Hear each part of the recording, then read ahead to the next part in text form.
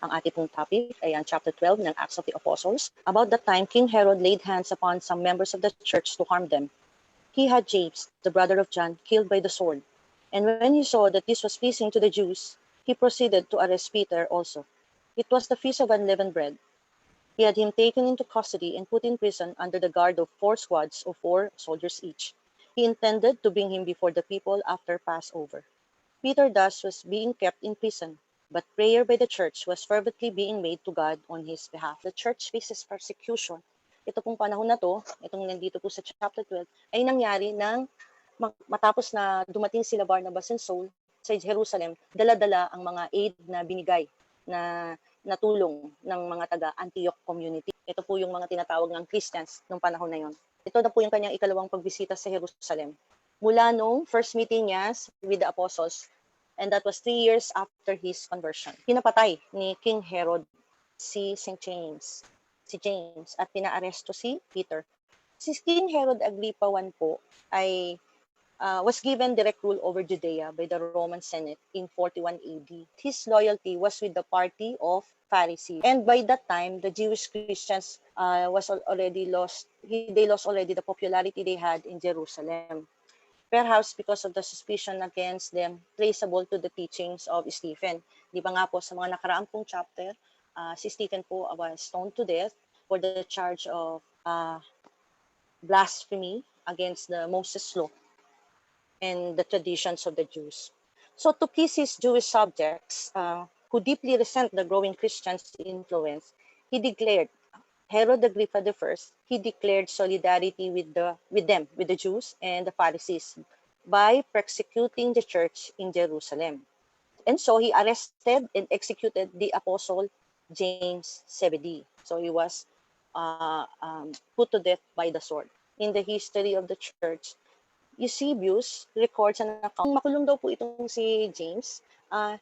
Imbis na siya lang ay manahimik doon at mamblema, pinagpatuloy po niya ang kanyang misyon na mangaral. Kung kaya po, nag-bear witness po siya, witnessing of Christ to his jailor, and he was able to convert his jailors. And because of that, when he was executed, kasama po silang na-execute ni James, yung mga nagbabantay sa kanya noon, na na-convert niya. And after getting arrested and executed ni Herod, ang sinunod naman po niya ay si Peter. So Peter was arrested during the Feast of the Unleavened Bread. Luke mentioned the Feast of Unleavened Bread to make the connection that Peter and Jesus were arrested at the same time of the year. Yun po yung unleavened bread and the Passover. So yung dalawang feast po yun. It was described na the soldiers that were watching over Peter is unusually large. Isipin niyo po, 4 squads of 4 soldiers. Ibig sabihin, 16 na sundalo ang nagbabantay sa isang taong hindi naman kilalang bayolente at kilala siya bilang alagad ng Diyos, alagad ni Kristo. May dalawang dahilan ito. Ito po ay ang una, natatakot po siguro si Herod na iligtas ng mga Kristiyano, ng mga early Christians noon by force si Peter, or alam niya yung escape ni Peter from prison kasama ng iba pang apostles. Sila ay kinulong, ngunit nakawala nang hindi nila alam kung paano. Dinamihan ng sundalong nagbabantay sa kanya. So while Peter was being kept in prison, prayer by the church was fervently being made to God in his behalf. And no wonder this will be answered in verse 12. So, ano pong kahalagahan ng verse na yun kung saan sinasabi na the church was fervently praying in behalf of Peter. They are praying to God in behalf of Peter. Sabi po sa turo ng ating Catechism of the Catholic Church, sa CCC, paragraph 2635 to 2636. Since Abraham's intercession, asking on behalf of another, has been characteristic of a heart attuned to God's mercy, in the age of the Church, Christian intercession participates in Christ as an expression of the communion of saints. In intercession, he who prays looks not only to his own interests, but also to the interests of others, even to the point of praying for those who do him harm. 2636. The first Christian communities lived this form of fellowship intensely. Thus, the Apostle Paul gives them a share in his ministry of preaching the gospel, but also intercedes for them. The intercession of Christians recognizes no boundaries for all men, for kings, and all who are in high positions, for persecutors, for the salvation of those who reject the gospel. So yun po ang ginagawa ng mga Christians nung time na yon na nakakulong si Peter. They are doing a prayer of intercession in his behalf. Verse 6 to 19, Peter's miraculous release. On the very night before Herod was to bring him to trial, Peter, secured by double chains, was sleeping between two soldiers, while outside the door guards kept watch on the prison. Suddenly the angel of the Lord stood by him, and a light shone in the cell. He tapped Peter on the side and awakened him, saying, "Get up quickly." The chains fell from his wrists. The angel said to him, "Put on your belt and your sandals." He did so. Then he said to him, "Put on your cloak and follow me." So he followed him out, not realizing that what was happening through the angel was real. He thought he was seeing a vision. They passed the first guard, then the second, and came to the iron gate leading out to the city, which opened for them by itself. They emerged and made their way down an alley, and suddenly the angel left him. Then Peter recovered his senses and said, "Now I know for certain that the Lord sent his angel and rescued me from the hand of Herod and from all that the Jewish people had been expecting." When he realized this, he went to the house of Mary, the mother of John, who is called Mark, where there were many people gathered in prayer. When he knocked on the gateway door, a maid named Rhoda came to answer it. She was so overjoyed when she recognized Peter's voice that instead of opening the gate, she ran in and announced that Peter was standing at the gate. They told her, "You are out of your mind." But she insisted that it was so. But they kept saying, "It is his angel." But Peter continued to knock, and when they opened it, they saw him and were astounded.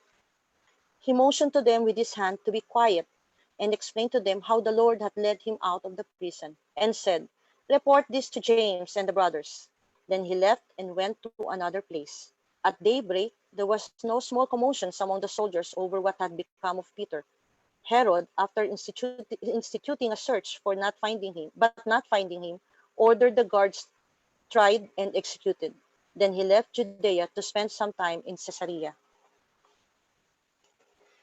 Saint Peter's deliverance by an angel of the Lord can be compared to Israel's deliverance from Egyptian bondage. May pagkakapareho po. Ang unang pagkakapareho nila is they were both rescued from a wicked king. Peter from Herod Agrippa the first, and the whole Israel from the Pharaoh of that time. So you will find that in Exodus 12 verse 1 to 20 and 50.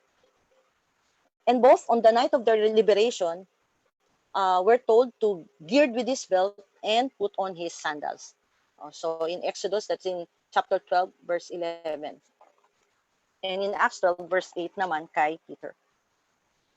You may say that this passage is an amusing account of Peter's deliverance. Kasi medyo parang walang malay si Peter sa nangyayari. Akala po niya kasi parang panaginip lang or vision ang nakikita niya.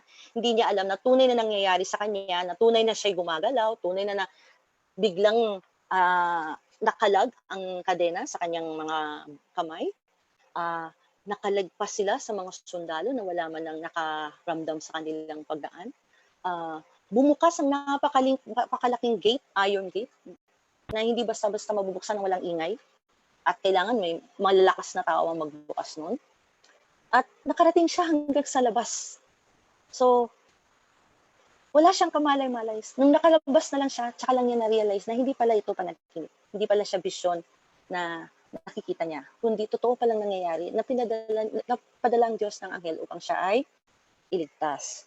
At pagkatapos nang siya naman ay pumunta sa kanyang mga kasama sa bahay ni Mary of Jerusalem, ang amusing naman doon ay yung maidservant na si Rhoda, imbis na siya ipagbuksan dali-dali, kasi in urgency yun, tiyak nung kumakatok si Peter noon, may urgency, kasi baka abutan siya ng mga sundalo na nasa labas.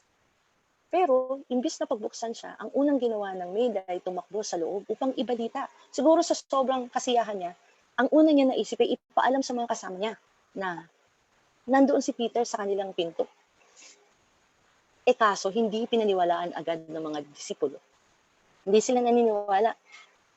At nung huli pa, parang nakikipagtalo pa sila, kaya nung huli sabi nila, baka ito na yung anghel. Kasi nga po, di ba, sinabi, nagdadasal sila ng mga oras na yun. Nagdadasal din po sila para in behalf of Peter's safety and freedom. So siguro, nisip nila, ito na yung anghel na ipinadasagot sa kanilang mga dasal. Natural po na maniwala ang mga Hudyo, lalo na ang mga Jewish Christians na to, sa mga angel. Makikita niyo po yan dahil sa kanilang experience na may mga ganitong anghel na pinadadala ang Diyos kapag kailangan nila ng tulong, ng kailangan nila ng pagliligtas. Makikita niyo po yan sa Genesis 48 verse 16. Ganun din po, nabanggit yan sa Tobit 5 verse 22 at sa Matthew 18 verse 10.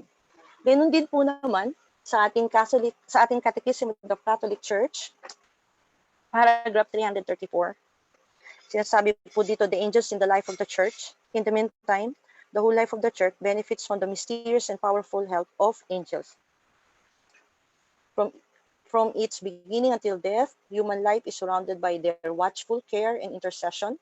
Beside each believer stands an angel as protector and shepherd, leading him to life. Already here on earth, the Christian life shares by faith in the blessed company of angels and men united in God. Kaya hindi po nakapagtataka na yun ang una rin nilang naisip. Bago pa nila pinaniwalaan yung babae, yung si Rhoda, na si Peter nga ang nasa pinto. At of course, hindi naman nag-give up si Peter at patuloy siyang kumatok hanggang siya ay pagbuksan. Kaninong bahay nga po ba itong pinuntahan ni Peter? Ang sabi po sa verse 12, ito daw po ay kay Mary of Jerusalem, who is John Mark's mother, the writer of Gospel of Mark, Mark and the Evangelist. And she is known for being the kinswoman of Barnabas. Kamag-anak po siya ni Barnabas. Kaya po si John Mark, kamag-anak ni Barnabas. So, according to the Bible scholars, her home was a regular meeting place of the Jerusalem community. So, kaya malaki po ang tingin ng mga Bible scholars. Sa kanya rin po bahay nangyari ang Last Supper at ang Pentecost, yung upper room po. Kasi sabi sa mga records ng mga historians, may malaking bahay daw po itong si Mary of Jerusalem. In verse 17, Peter ordered the disciples to report what had happened to James. Sino po ba ang sinasabing James na gusto ni Peter na makabalita na nangyari sa kanya? James the Great, martyr. At siya po yung pinabatay ni Herod sa Acts 12 verse 2. Ang ikalawang James naman po ay si James, Apostle James the Less. At ang pangatlo pong James ay tinatawag na James, the servant of God, the brother of the Lord. Siya po yung naging Bishop of Jerusalem.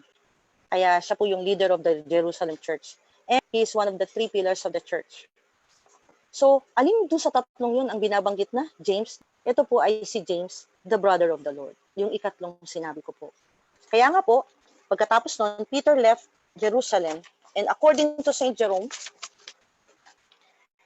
Peter went to the community at Antioch and stayed there for 7 years. Kaya nga po, yung pangyayari sa Galatians 2 verse 14, kung saan kasama siyang kumakain ng mga Gentile Christians, kumbaga po. So, pero kahit po siya nag-i-stay, nag-settle sa Antioch, he continued to visit churches as far away as Corinth. And then Herod left for his royal residence in Caesarea. Siguro po, kasi nga, walang nangyari doon sa planong ginawa niya eh. Kahit pa pinabantayan niya sa maraming sundalo si Peter, nagawa pa rin makawala ni Peter. At walang makapagsabi kung nasaan siya. Kung kaya nga sa galit po niya, ipinapatay po niya lahat ng mga sundalong nagbabantay nun kay Peter.